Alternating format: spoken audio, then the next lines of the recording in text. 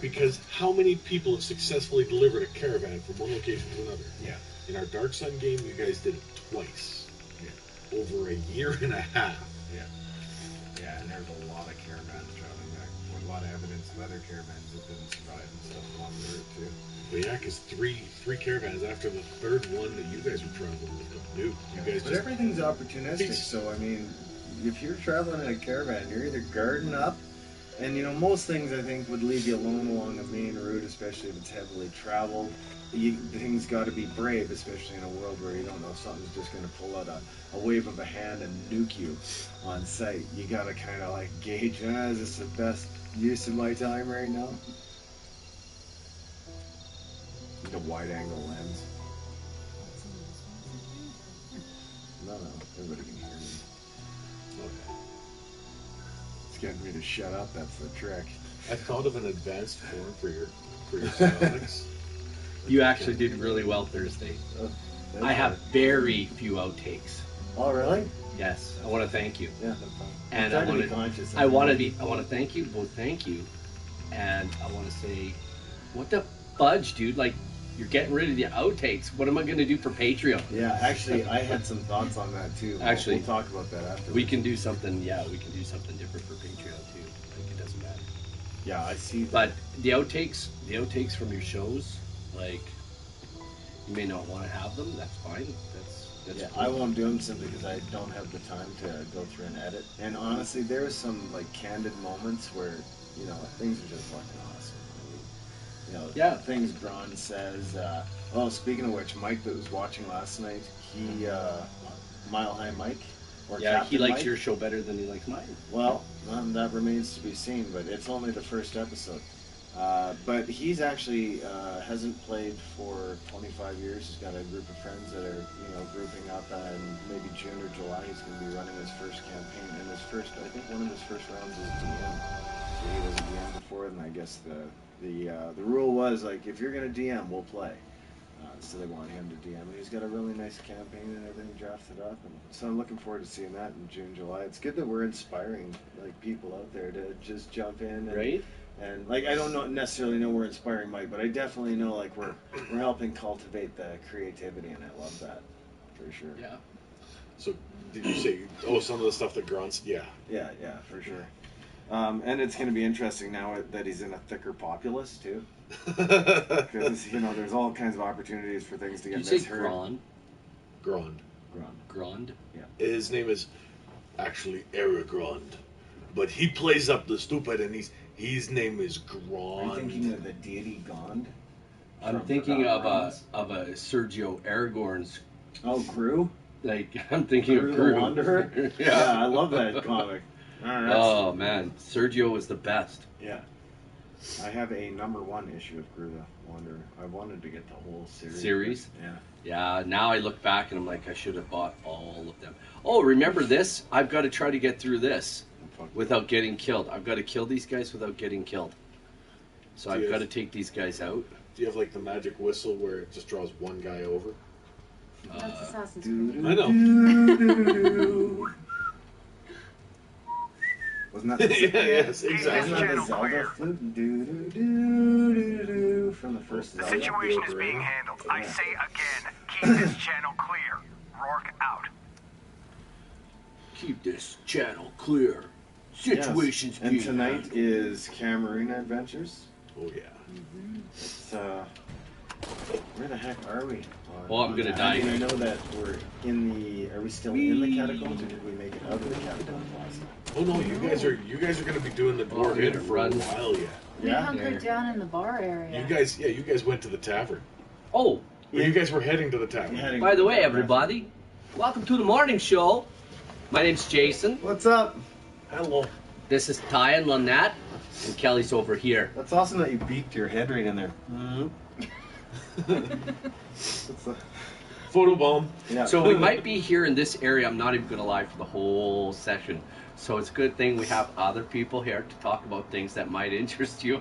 Do they make a camera for a PlayStation or computer that does a slow pan, or you can just set it and The situation is being handled. You know, I say again, I'll tell you what I could do. Clear. If I took this camera a little and I cut the end off, and I put it on another camera that had a wide angle, Mhm. it would work. Okay. Because it's all about the end of the camera. Wait, this is the camera here, right? This Yeah. little device? I actually have a clip-on wide-angle lens. I should have brought it with me today. We'll But- try that out. Sorry, my bad. But the only thing is it's got to be, it's got to pick up the camera's signal. All right. And we tried a different camera, and I went on YouTube to see if we could do a different camera for this. Well, you could if you did a bunch of extra stuff, like set up your computer on it and did all this extra things and put this in here and downloaded this from there and did that and this, and then you put this from over this camera over there. You already lost me on instruction 3. That's a terrible routine to have to engage Or in. we could get one of those old rattly fans and just stick it to the front. yeah. I have And one. that's all you'll hear is. I have that. I have that fan. It's right there in that room. Not even lying. Yeah. I was worried actually with the audio last night because the laptop's on. There's a couple things going. The fridge is on the other side of that wall. I took the clock out of the room, but everybody's reports say audio's great. Yeah, and you're just picking up your audio from your camera, right? Yeah. Yeah. So I ran the audio through. The audio from my little Logitech Yeah. camera that's on the wall. Yeah. Yeah, no, I ran the audio through the from the microphone. Yeah. Through the system, and it was horrific. I'm gonna have to figure out how I did it before through that little mic, because I actually that little mic by itself, if you don't run it through the mixer in the computer, is actually a better sound. Oh, yeah. It's a higher quality of sound than what I did going through the mixer. Oh, okay. I see what you mean. Through the software versus the hardware mixer. Yeah, if I just take the sound from the microphone itself, run it through the camera, I know the sound is way better. But I got some sort of feedback, and I shouldn't have got that feedback. Mm-hmm. Well, you're dealing we never with a used much to. larger space too. No, we never got it before. You can go back really? to episode 1 through episode until we started using the other mics. The sound was Clear. dead on. Yeah. The only thing that was the problem is in all the older episodes, we weren't turning off the heat. And it got cold, and it would pick that up. That mic is amazing for picking up everything. And for some reason, we ran it through the mixer, through the Elgato, Yeah. so to speak, and it was horrific. I get this high twang sound. Yeah, it's terrible. Nobody wants to hear that. So I'm just gonna edit it the way it is and let it go, and I'll set it up today or tomorrow, and I'll figure it out the way we had it before. Yeah. And it's if we just run it into the camera and let it go, it should work How properly. many people we got here? 4, 3. 4, and one of them's me. Yeah. Yeah. So I think almost what you ought to do is just like leave it all wide open and take the whole editing thing out through, so that you don't edit, don't even do outtakes. Just keep No, the videos. I'm- I like editing the videos down Yeah? and taking out these, like, I took out the big mistake I made. I mean, you got Brandon playing, so I can see some of that. I can see wanting to remove. Actually, he was it. really good. He was really good Last time, yeah. this week. Yeah. So it's Brandon. The guy Brendan, with, yeah, he was really sitting low, right here. low nasally kind of voice. Anyway, I'm almost done editing the episode. Like, literally, But still, how long does it take you to edit an episode? when you guys are really going at it, 12 to 14 hours. Yeah, that's When you terrible. guys are doing this, like, literally cut right in half. Cut it down to 4.5 Yeah, to it's so 6 terrible. hours. It's like No, absolutely it's awesome. terrible. No, you imagine all that time that you're spending on mini painting, creating campaigns, or doing something better. Than But I don't want to editing. do that. Well, then by all means, dive right in. As a Right. matter of fact, I'll see if I can get you some more editing to satisfy. I'm your not going to craving edit. for I'm not going to editing. edit other people's stuff, though. Yeah, that's a good That's the plan. whole thing. If you create it, Yeah. edit it if you wish, Yeah. or put an intro and an outro on it. Yeah, you should be able to just like, if you see something that needs to be edited, clip, pull that chunk out, close the gap, and move on. That's It should what I be- do. Yeah, but they shouldn't be taking you 6 to 12 hours to do a 1 hour or 2 hour session. It's Yeah, what, but two when and a you half got to go hours? back, when you got to go back and forth and look at stuff, and then you Well, got to why am I add the going music back? in. You got to add the music in. Oh, You got to that's- add okay. the. Like, you watch one of my edited videos Right. and listen to the background music. See, no, that I goes add into it. that stuff in game, right? So Well, I'd love to do that, but it didn't work the way I wanted it this week. I Well, got. we're good. Nah, no, it didn't. I mean, we had. You're not tappers on editing the this one. video. Yeah. Okay. Fair enough. It Yeah. didn't work that great, and it kept shutting off for some reason. It kept like when you're not using it, it just disconnected from the thing. So I would press the thing, and then all of a sudden the volume would be down on the stereo, on the sound, and it actually does sound really good when it works well. Yeah. You got the little speaker behind us, Mm-hmm. because I tried it out Thursday before you guys came over. Yeah. And I was like, wow, this works, or Wednesday night even, it worked really well. And I was like, okay, I can do this. This is not an issue. Mm-hmm. I can add in some barroom sounds when, like, I would have loved to have more barroom sounds when Bor went into TSR, Okay. or when Ren went into TSR. Yeah. I would have liked to have maybe some light musical sounds for when Bor went into the body house. More street Drop like noise. Slayer's Rain and Blood when you're like playing on the thing. It's like, oh, some More Metallica. street noise for when Ren was watching everybody watching him in the street. Then all I have to, if I've got some street sound going on, and then But I in can just add Sirenscape, some. you're maneuvering like little dials to increase the amount of ambient like. All you force have to noises. really do is if you got like that Bose mini speaker like we got in the back, just turn that thing up to max. Because like it's a little bit further away from the mic, but if you turn it up to like max, and then you just control your sound on your phone, just your volume on your phone will actually raise and lower the sound as well. Well, for somebody watching it. Yeah, maybe we'll Yeah, that's what I was doing. I was watching it. Yeah, no, but if you're relying on the person that's watching it, if you're cranking the volume so that the immediate thing to happen the moment the volume kicks in is that it screams at them, and then they're responsible to turn that volume down, that's a terrible business model. You gotta adjust that. It should be like half mass volume anyway, so that when people's volume kick in, like on Twitch, nothing I hate worse than hearing those people blather at me as soon as my Twitch loads. I do not want to hear that crap up top. Like, I don't care whose new Twitch has decided to promote on the front end. I really don't care. Yeah. What I don't want is that thing screaming at me when I boot up Twitch.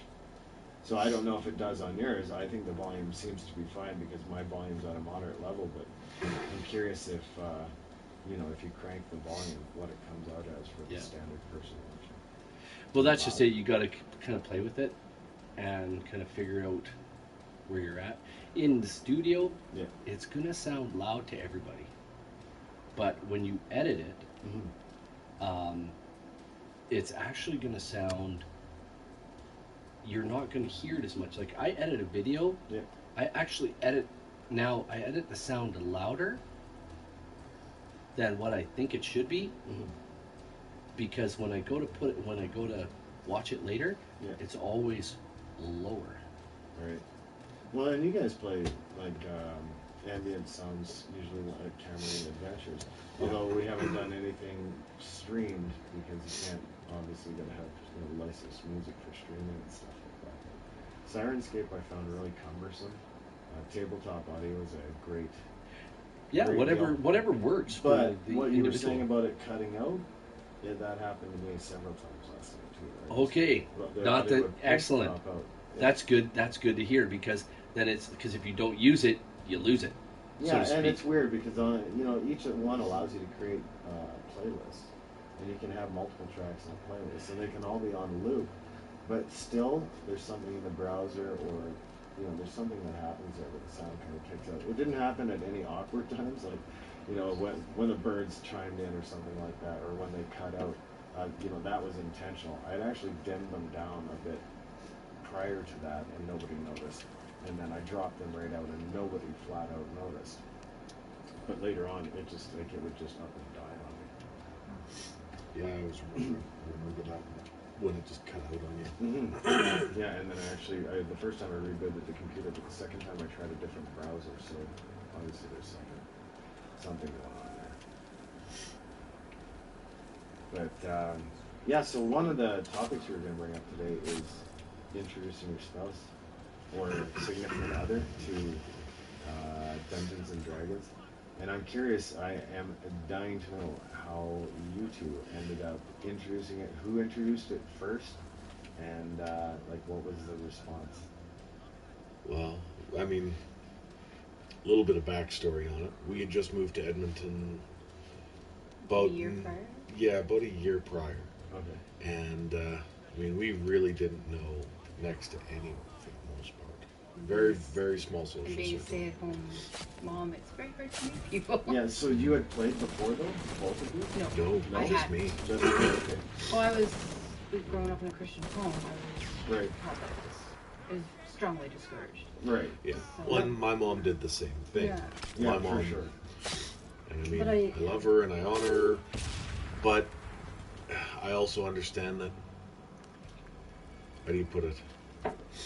This game, as a game, it's, how do you put it? It doesn't hamper my faith. It doesn't hamper anyone else's faith. Doesn't hamper mine. Yeah. Yeah. And that's the thing. And I mean, there was that whole satanic panic, blah blah blah. Oh, I know, right? Just Yeah. a And mess. and chick tracks Kids and all dying that in the stuff. sewers and all the other rumors that spread around. Oh, yeah, too, the you know. mazes and monsters and Yeah. all that garbage, and like my mom was really concerned. So I, for the most part, I kept playing it on the side, Right. and I wasn't worried about it. That's awesome. I'm totally picturing a dude with a trench coat like, "Hey, kid, you want to play some D&D?" Right? And but anyway, so we moved out here, and Lynette's parents were very much the same way, and she was never really interested in it, were you? No. So I mean, she had never been introduced to it. Mhm. So, for us, the first time it happened, I was invited over to a guy's house to play board games. Okay. Well, it turns out the board game that we played was the D&D put down tiles Oh, game. yeah. And Lynette's like, well, what game did you play? And I was like, Took me a little bit to get out of yeah, it. well, like, I mean, but it wasn't. But I'm going to be brutally honest. And Wizards of the Coast, you can say whatever you want or anything like that. But that's not D&D. That's a board game, and it is. And there's just calling it 100% D&D is agree. calling that D&D because there is no role in that. It's all roll. Throw Yeah. the dice and go. And to me, that has just never been. That's never been role play.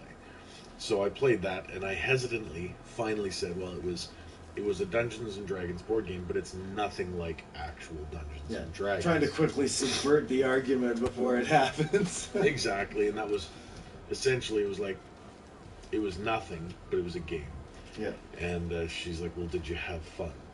And I'm like, yeah, they were good people. And so I asked if she could come so that she could see it, and I was like, Right. if you want to see what this game is like. And I asked you to introduce me to D&D so I would know what it was like. Right. And it's no different than the video games I played. Right. And Final Fantasy, Zelda, all that kind of stuff. Right. I love that you had the objectiveness enough to say, hey, show me. I just want to check it out and make up your own mind as to what you thought of it, right? I think that's 80 to 90% of the whole hurdle for a lot of people when they engage with, significant other or friends that haven't played it, friends that are like maybe they work in the oil field, they're, mechanics all their life, they've, not much of, they don't do a lot of imagination stuff per se. But then you start making parallels with things like, even Monopoly or Game of Life. I mean, you're still assuming a role. You're role-playing to a degree in that game. It's not Dungeons and Dragons. Like, Dungeons and Dragons is like the king. Like, I mean, that's where it all, for me, that's where it all started. But they, when you start seeing the parallels between things that you do on a regular basis, like play, even Sorry. I mean, you're still assuming a piece, you're assuming a role, you're putting your imagination in there. Game of Life, you're suddenly that, person with 2 kids in a car and trying to make some money, or you're a school teacher now, and you're automatically, in your mind, you're role-playing that a little bit. Dungeons and Dragons and like riffs and stuff like that is just the next level of imagination. Well, and that's just it. And I love the how much creativity could go into it, like drawing maps, terrain, Yeah. painting minis, all that. Yeah. That's what really. I think a big thing that Oh. happened for us too, For sure. though, was she's like, "Well, I want to know what this is like." So I brought her and showed her the board game. Yeah. And we went over to Matt's, and then from there, I actually started GMing a one-on-one game, which I'll be honest. I mean, I had to make NPCs that would be able to follow along because one-on-one D&D is very. The dice can be very unforgiving. We all know that the dice either make or break any game. She was like So- an elven ranger with like 18 strength. Oh wow. She was. Oh yeah, she was. Beast. She was redonkulous, very redonkulous. Well, she didn't just have 18 strength, and this is second edition, where you start getting some of the higher attributes and stuff gets crazy. Like she had not just 18. I think she was. double odd. She had 18 double odd because she rolled into the 70s, and she was a Sylvan elf, so they get +2 to strength. So, bang bang. Right. So she went from 1879 to 18 double odd. So I mean, legitimately, she is as tough as an ogre. Yeah. She punches and she does 6 extra damage. You can't even do that in 5e. Right. It's like the most ridiculous elf that ever lived. Oh, 100%. Yeah. Like, just broken. She had 18 dex. She had, like, 17 con. Her rolls for the first character ever just were punched. I mean, in retrospect, my DM2 back in the day, I mean, my character had, I don't know, 2 bags of holding with just an unlimited plethora of things, magic items I could not use to any great extent because there were so many of them. My character was OP all the time. All the time. And I think it was just like the DM didn't want to kill you off all the time. Like, it wanted to at least give you a chance to survive. But when you start doing that, a lot of the times it takes such a short curve for the character to become an overpowered player you can't deal with. Well, and there's always that balance, too, as a GM, where you finally learn where you can balance power of the character to make the player feel as if they are growing, they are powerful, Right. and to make it so that they don't feel that they become uber powerful. Like there's So still risk. There's got to be risk. Yeah, well, and that's just it, because half of the time so many people get overpowered, and you've got people that just want to win the game Mhm. with overpowered characters and they can do everything, and there's some people that want to actually still have risk. Right. So, Yeah. I mean, her first character was Yeah. broken. Yeah. Her and her compatriot were taking on giants. Oh. Just the two of them. Dragons. Dragons. Just the two of them. Like, I mean, they were ridiculous. Just crazy. You know And, what, though? It hooked me. Yeah. And that's it. But also the willingness, I think, of you to play a one-on-one campaign, because it's a very intimate setting. For sure. Yeah, and then the player really gets in right because they don't have the distractions and potentially other players that maybe don't role play as well. They're just immersed in whatever is being narrated. I actually really like that you mentioned the allows you to get into the grind and having and stuff. I think Dungeons and Dragons, you know, TTRPG, yes, but Dungeons and Dragons for sure. Warhammer as well. Games like that where they branch into miniatures and that. It's like the original transverse media. Now it's, you know, when you put out an IP or a product, any new game, you get into video games, movies, you know, all kinds of other spin-offs and technology. But back then we didn't have the technology for spin-offs. So the spin-offs from playing this role-playing game where now there's cartography, mini painting, mini creation, it spawned all this. I mean, there's a whole little economy now that's been spawned as a result of it. Playmaking, it just never ends. I wasn't so lucky. Like the first, my former fiance, I had a long-term relationship where I had gotten her into playing a couple of games of Dungeons and Dragons, and she was into it for a while as well. And then, you know, life got weird and busy as it tends to. And just recently, I've, you know, just this last couple of years, I've been playing with you guys. I've had to introduce my girlfriend to the fact that I've been playing, what it's all about, and she really doesn't understand it. But she's, accepting to a degree. The only thing is like she'll sometimes say stuff that is condescending without trying to be condescending. Like she'll be like, "Oh, are you going to have? Is your party with your fantasy friends tonight?" She'll say stuff like that, and I'm like, if you could not describe it like that, that would be great. Or your little your Your imagination. fantasy game with your real friends. Yeah, your imagination friends, and I'm like, she'll use terms that my grandmother, for the most part, probably would have used for referencing characters in cartoons I watched as a kid. But I'm like, no, Mom, they're my friends. Stomp out the door. No, but she's gotten more accepting of it anyway. I think it's not understanding it, like especially when you don't play. That's the big hurdle to overcome. If you don't even make an attempt to even watch a session, look it over, go watch Critical Role or something. That's the recommended one because it's probably the smoothest gameplay. The only thing I would say about I would not recommend watching Take20 D&D's Our Little D&D game. Yeah, I think it's the best one out there. yeah. You might be biased, but I agree. No, It's- I don't think so.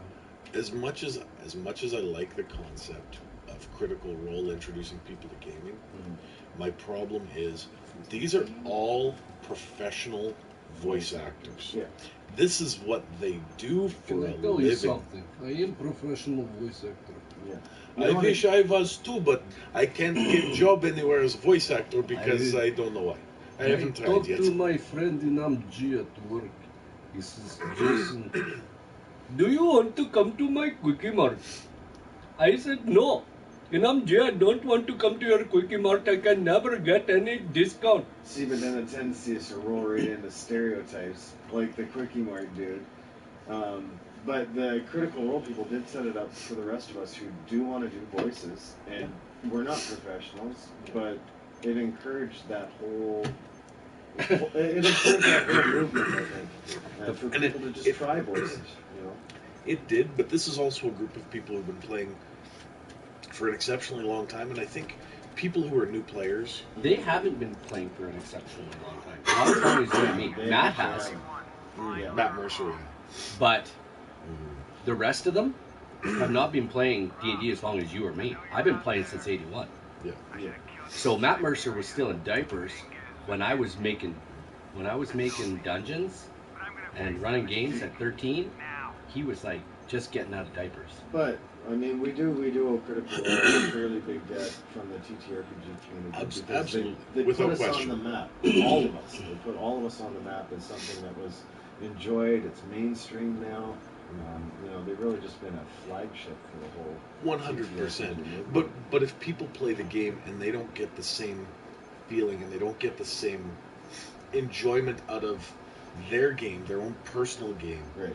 as they get out of watching professional voice actors act like characters, That's fair. Maybe it sets the bar too high. it, Right? it potentially sets the bar too high for someone who maybe isn't as good of a role player. They want to get good, but do they get discouraged?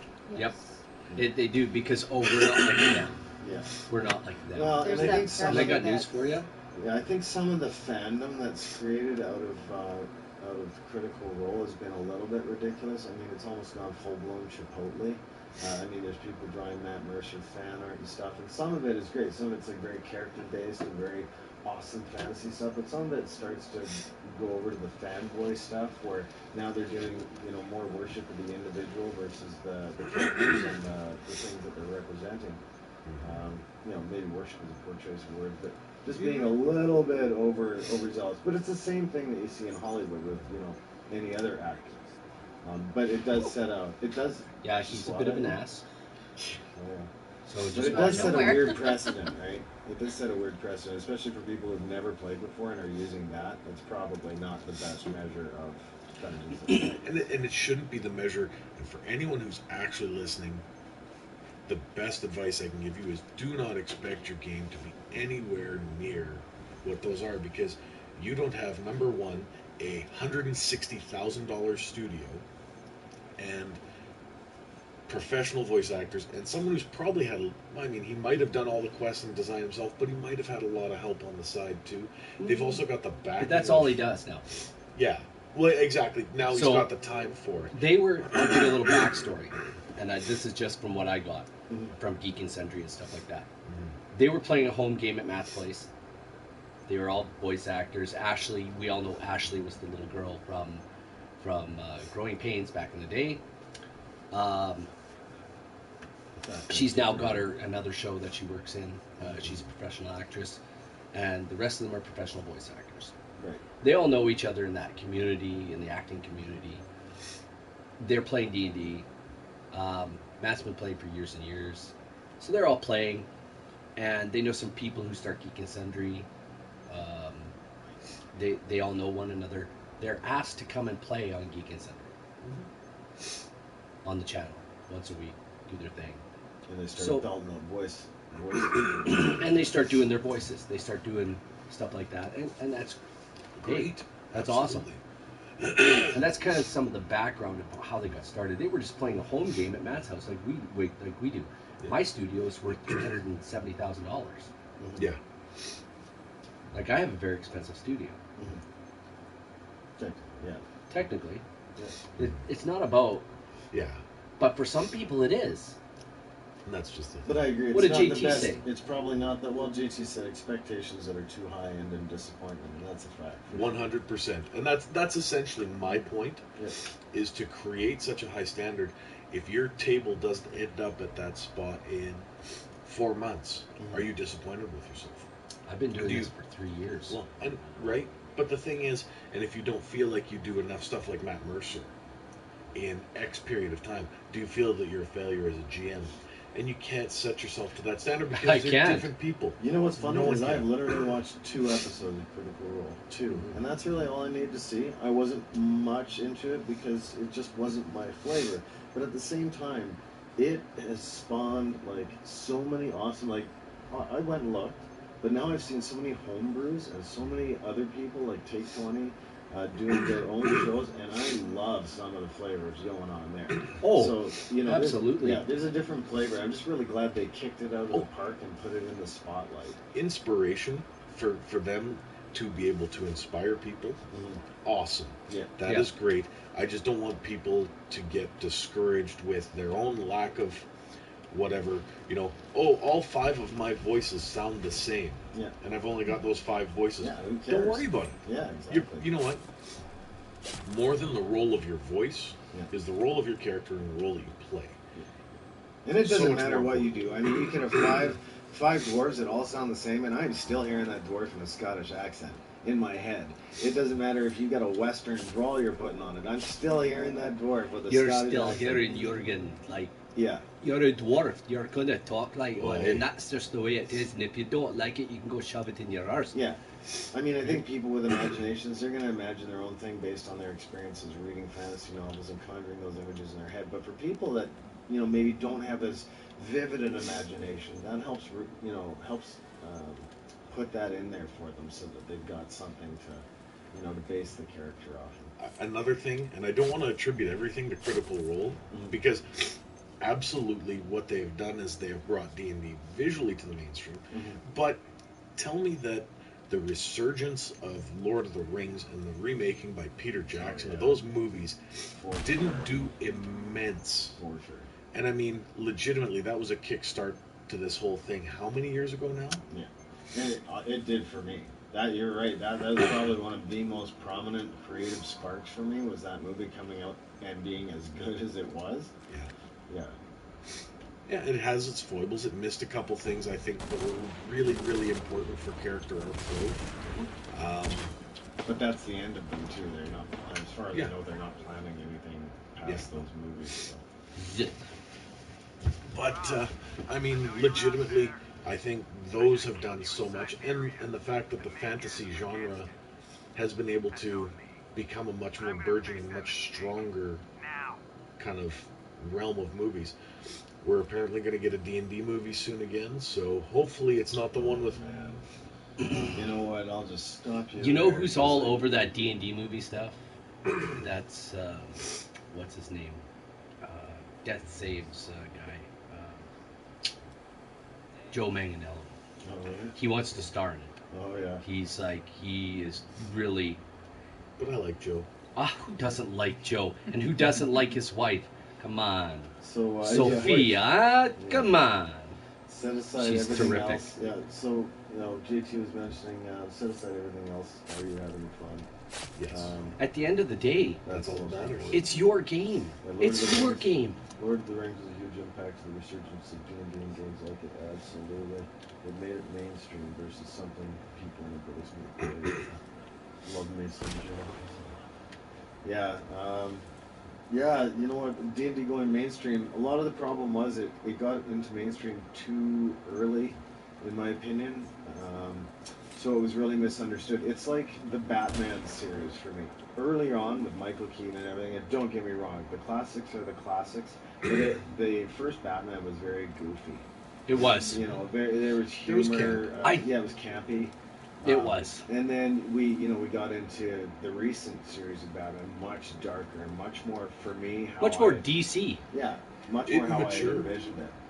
And yeah, I mean, it's so campy. And then all the D&D movies came out, and they were terrible. Oh, they're horrible. Terrible. This one here forced me to watch one I've never 2 seen weeks it. ago. Which It one is forced that? me. Okay, you gotta watch them all. I mean, they are so shitty, but you gotta watch them all. I can't It do was so another. bad, it was funny. Like, what was that show you guys introduced me to? That little, like, 15 minutes. Journey Quest? Journey Journey Quest. Quest. If you can watch that shit, you can get through the D&D movies.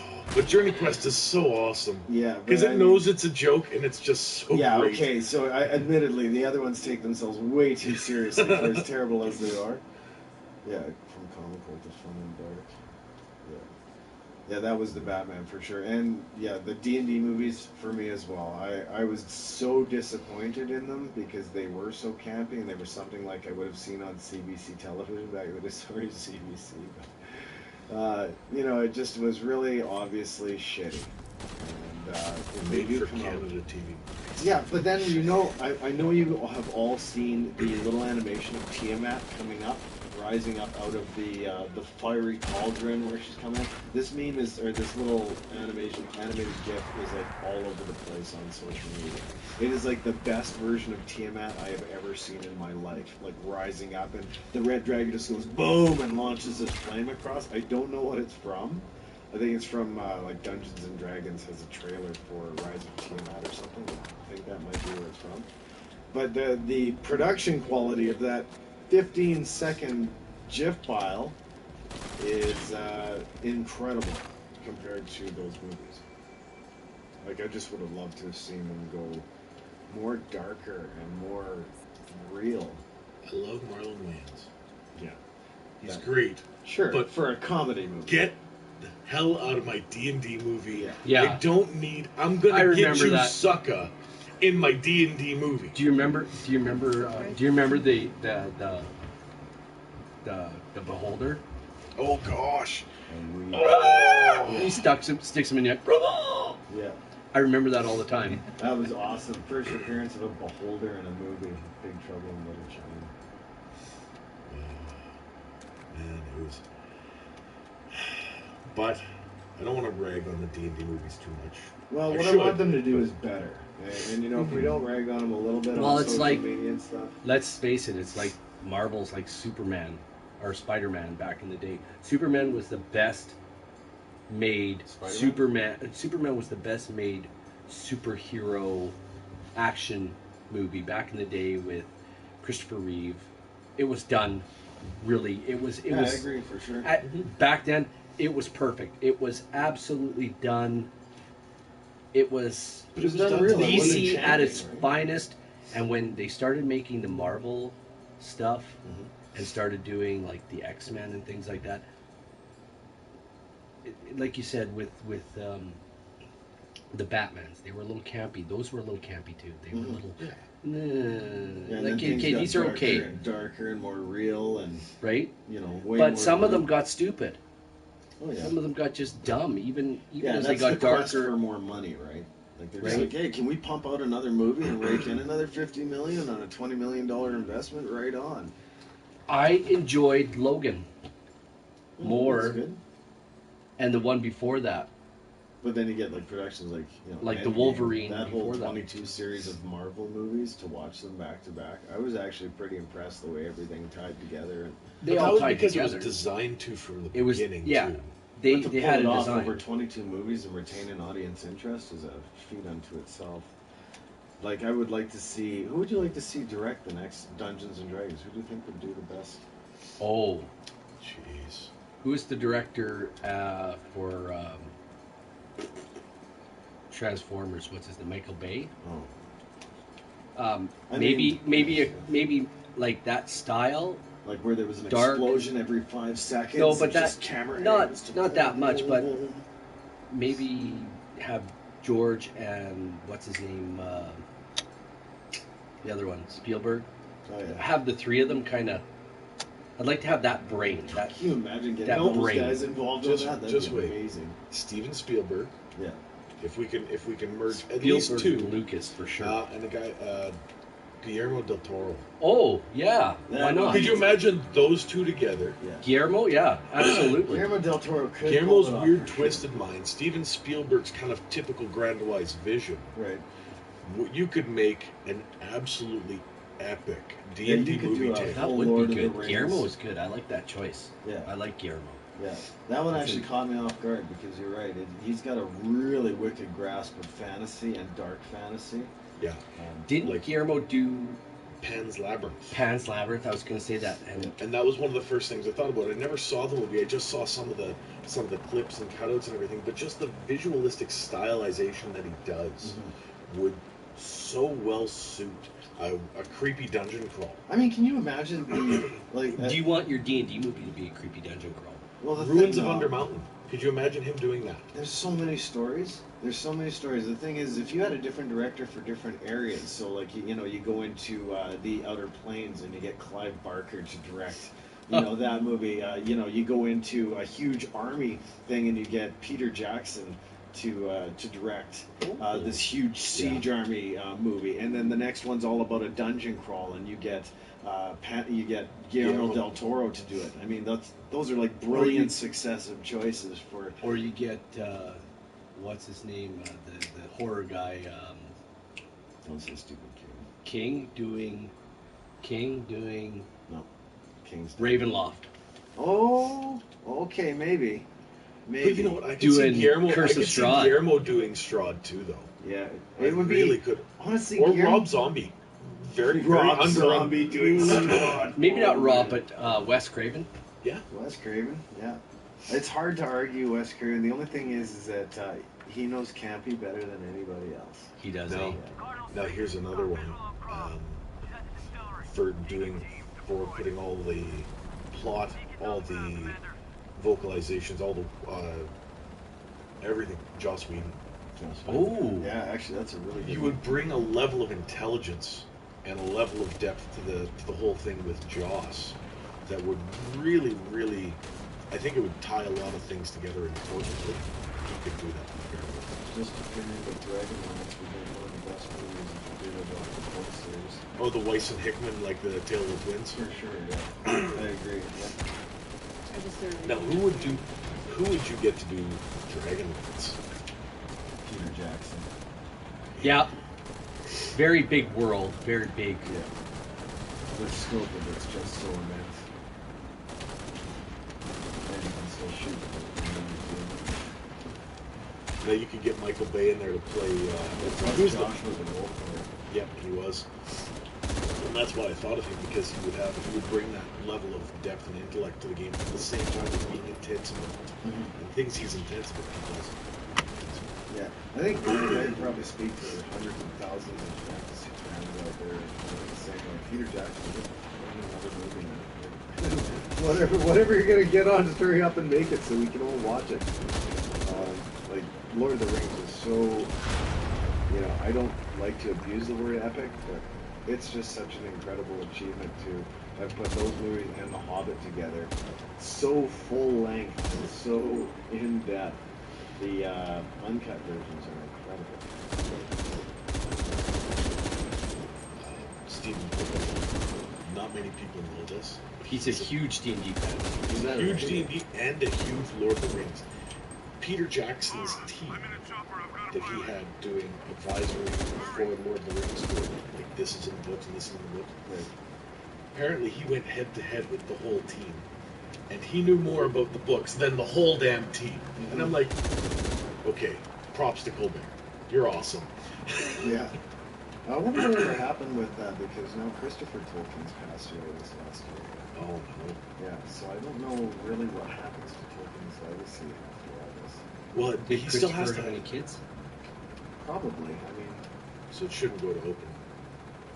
yeah, and I know that not Peter Jackson, but was it Legendary that put that on?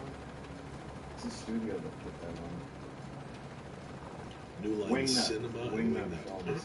Yeah, so Wingnut Films. Really, anything that any part of the team that put that together, they could do another fantasy movie and pull it off in style for sure.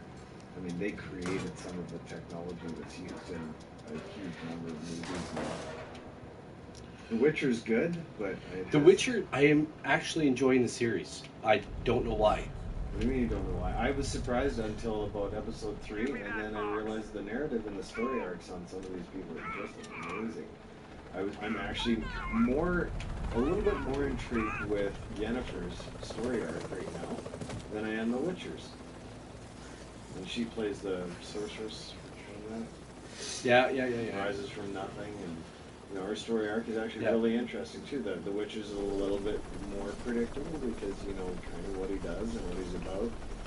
But you know, hers is a bit of a mystery. I haven't played any of the games though. I've heard the games are phenomenal. I haven't played the game yet either. Maybe when you're done this, like next Yeah, week. maybe we can do that. Are you Get a close copy to of it. being done this game? We're getting there. Bringing up Dragonlance, man. Now that I'm thinking about it, who would you get to play some of the characters? Caramon, I would say Joe Manel. I would say he would be a very good Caramon. Such a good question. Graceland, like Right now, who do you get to play Raceland Lejeune? yeah. Ooh. I mean, that is what a great question. But they did the Dragonlance cartoon. Yeah, Do you voice remember? actors don't count though. But yeah, They have to Yeah, no, they did. visibly embody that character. he passed away, but he played it back. Oh, Alan Rickman. Alan Rickman would have been perfect. Alan Rickman actually would be a good choice. But I mean, who do you get after seeing as Alan is no longer with us? Who would you choose for that? Yeah, and I don't know honestly a lot of the new actors. Couple generations embedded on who my favorite actors are, and I'm sure that there's a lot. Honestly, what I would like to see, new talent. I really like getting to a movie and not saying, oh, here's Brad Pitt. It's like another character I gotta somehow believe that isn't Brad Pitt. You know, you can say what you want about A-list actors, but the fact that they get too many, like look at Tom Cruise, and now Tom Cruise is starring as Tom Cruise. In another movie Then about they Tom did The Cruise. Mummy again, and I was like, What the that hell? was a horrible movie. Yeah. I mean, I just can't take them serious after the 22nd role that they played, and they get so typecast that it's like Tom Cruise plays Running Man, right. essentially. Tom Hanks plays guy who plays off screen or on Tom screen. Hanks is another one, yeah. Like seriously typecast. Although the range on Tom Hanks is he's definitely one of my favorite actors, but you're right. So many roles that are so similar to his character type that it's typecast. You got to time that thing precisely. Fudging, frickin' fudge. Yeah, I mean, Playing video games, we're talking about Stern playing games. Stern Blade could be the Rock, Dwayne Johnson. Nope, can't take No, him can't seriously. take him. You can't take him seriously anymore. Not anymore. Oh man, I love the Rock. If he wants to though. do children's movies like Arnold started doing when... Yeah, That's true. He's already You know, done it. Jumanji. Yeah, he could do the Jumanji thing all he wants. I'm not going to see those movies. Like I don't care about them. Love The Rock, great guy, doing amazing things, amazing career. That one of the highest paid. He is the highest paid actor I think in Hollywood currently. Yeah, I'm sorry, man. There's no movie I will ever take you seriously in again. That's true. Yeah. And Like as a serious role, no, it's absolutely possible. It's like Andre the Giant in a new dramatic romance featuring. That's nobody's going to take that seriously. All due respect to This is Cardinal Andre 1. the Giant. Engine restarted. Rerouting controls. If they remake Princess Bride, we'll stop that. Oh, That was is a so- fact. You'll never watch another movie if they remake Princess Bride. Well, don't say that because you're never going to watch another movie again. Because we know in at least 2 to 3 years' time, someone's going to come up. You're gonna "Hey, say we it, should they're gonna do that." it. There will be riots. There will be literal riots. Like you do not remake that movie. That it's impossible. It's impossible. There isn't another. You that- can't get Billy Crystal and You cannot get that and cast of Carol, characters ever. Oh, 100%. Yeah, that is an impossible feat. So that's why I'm pretty sound and safe in You the fact that I can legend say that without frickin' any risk. But they're still going to try and shoehorn some numbnuts into the role. You know, Well, that's like how Arnold fooled Sly into taking Throw Mama from the train.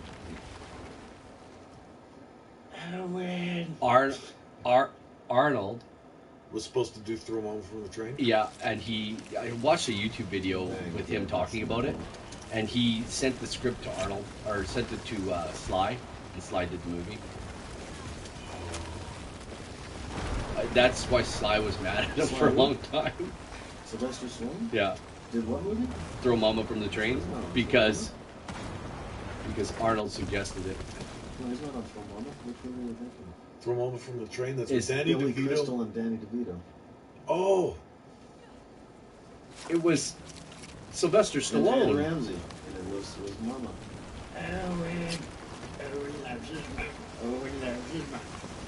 That was a funny thing about. I mean, whatever.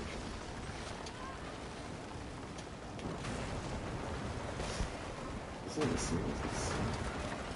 Command, this is Cardinal 1. All systems functional. Back on course for but heading the one thing, 327. like, if we're talking about them doing a D&D movie, the one thing they better not do is set the D&D movie up for stuff like this, where you know it's designed exclusively and specifically to create a damn video game. But you know they will, because Yeah, Tomb Raider really Monetization. did well that way, though. But Tomb Raider came before the video game, or the video game came before the movie, rather. Yeah. And then, say what you will about I've been Angelina playing video Jolie, games but since like she was a '97. good pick for the original Tomb Raider. Angelina Jolie. It's a good That's she's my girlfriend. My wife already knows it. pick. Yeah. It's the been a big lips. fan of hers. It's the lips. What is They've been Brandon that way. writing you? It's He's the- like, I was telling Kelly. Do you want to have that? Like, if I was a woman, I'd want that lip. Yeah. It's the lip. So unfortunately, we are. We're Out of almost time. out of time. Yeah, there's only 3 minutes. Well, that's You want to do any last minute shout outs? I mean, we should mention that Camarina Adventures is happening tonight on Take20 D&D. So it's twitch.tv/Take20_DND. Be there or be square 7 to 11 tonight. Oh yeah. You gonna be there? no. I have to go to a birthday party. Oh, whose birthday? Brendan's father's. Oh, that's probably why Brendan's messaging you like a mad bugger about something to do with me and them. I don't know, it popped up like this was.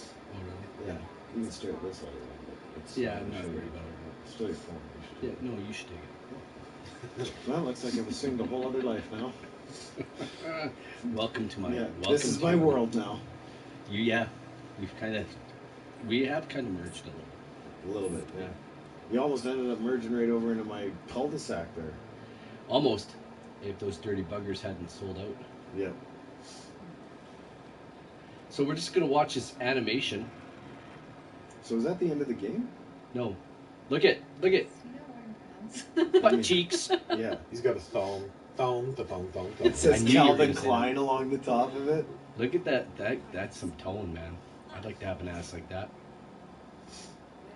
Instead, I got dad ass. Dad ass. 50-year-old dad ass. Nice. Nice. I shouldn't say 50. Looking forward to that. 12 months. It's like literally just over 12 months before I'm 50. So. That's funny. Ooh. Is that the warning? Is that the 10 o'clock bell? That's the 10 o'clock bell. That's crazy. We got to finish watching this Exactly. thingamabob here. So We'll have more stuff to talk about next time. Yep. Absolutely. Today's episode is brought to you by Alchemy Interactive and their new game, Sacked. You can find it at sacked.ca. It's about a butt-kicking, magic-wielding, sword-wielding superhero pillow who takes on all the evils and kicks their butts. That's a wicked description, actually.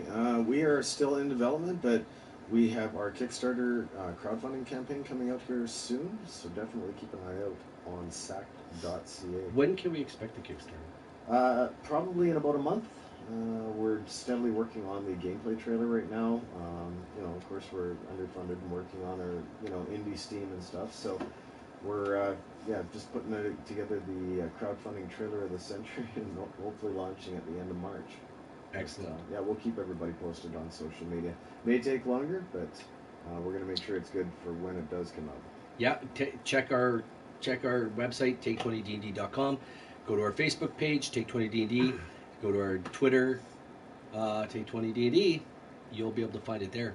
Hey, folks, I want to say thank you for Ty, Lynette, and Kelly. I'm Jason. We'll see you next time, right here. Goodbye. On Take20 Place.